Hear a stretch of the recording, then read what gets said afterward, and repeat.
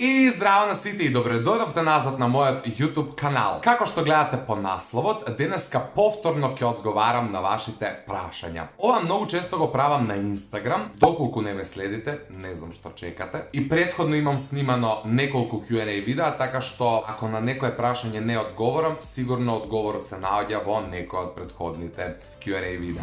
Што си сакал да бидеш кога си бил мал? Верувале или не, она што сум денес. Не можам да кажам дека сум ги остварил сите цели, меѓутоа сметам дека чекорам по вистинскиот пат и сметам дека го живеам она за што мечтаев како мал. Второто прашање вели какви ти беа оценките во основно и средно. На ова прашање имам чувство дека некогаш некаде сум одговорил, но од причина што не знам кога и каде, ќе одговорам повторно. Не можам да се пофалам со оценките од средно и основно, затоа што јас сум човек кој што никогаш, ама буквално никогаш, нема поминато одлично. Јас и во основно и во средно сум учел исклучиво предмети кои ми интересирале, лекции кои ми биле интересни, но многу повеќе сум учел и читал од литература која всушност не е предвидена ниту за тоа мое основно, ниту за тоа мое средно образование. И сметам дека тоа е наисправно. Но многу интересно е тоа што на факултет бев многу добар студент, завршив државен факултет со генерално добар просек, така што ете горд сум на тој дел од образованието мое. Се следуваат прашања поврзани со звездите на Грант.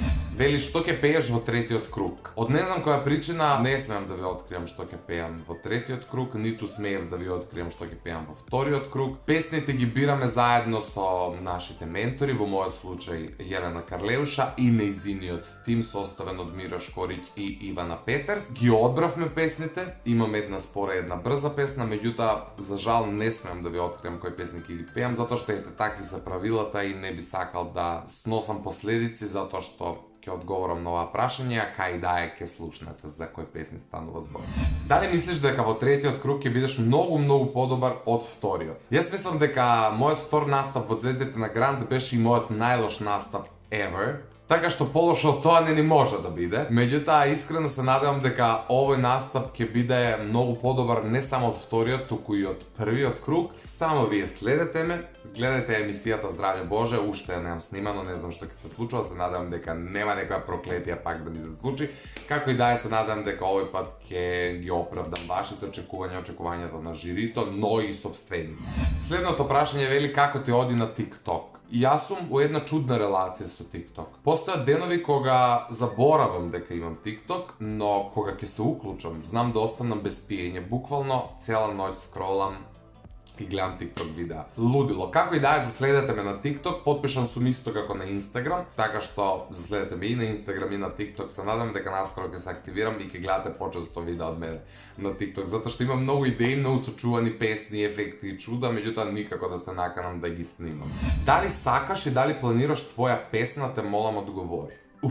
Да, никогаш повеќе у животот не сум сакал да направам песна и спот како што сакам сега во овој момент. Така што решен сум 2020 да биде моја година и 2020 да биде годината која ќе излезе официјално мојата прва песна со спот. Следното прашање вели како ти се допаѓа Медена земја доколку го имаш гледано. Поздрав, те сакам. Ти благодарам, поздрав и до тебе. Да, го гледав Медена земја во кино. Искрено ми се допаѓа, има силна порака, меѓутоа сметам дека трае предолго за пораката која ја праќа филмот. Ако Јелена Карлеуша не беше во Звездите на Грант, кого би одбрал да ти биде ментор? Мојот одговор се може да звучи многу дрско, меѓутоа ќе одговорам ајде вака. Да не беше Јелена Карлеуша во Звездите на Грант, немаше да ме гледате ни мене во Звездите на Грант, затоа што таа беше мој потик да се пријавам. Следното и можеби најпоставуваното прашање од не знам која причина вели: што мислиш за Бака vs Јелена Карлеуша, односно драмата на Бака Прасе и Јелена Карлеуша? Имам мислење, а не знам како да се изразам за да ме сватите на вистински начин без да заземам страна. Јас генерално многу слабо гледам јутубери, иако и самиот снимам за YouTube, навистина немам време да седнам и онака по сат, 2-3 да гледам YouTube видеа. Го правам тоа, но многу поретко, се поретко, и гледам исклучиво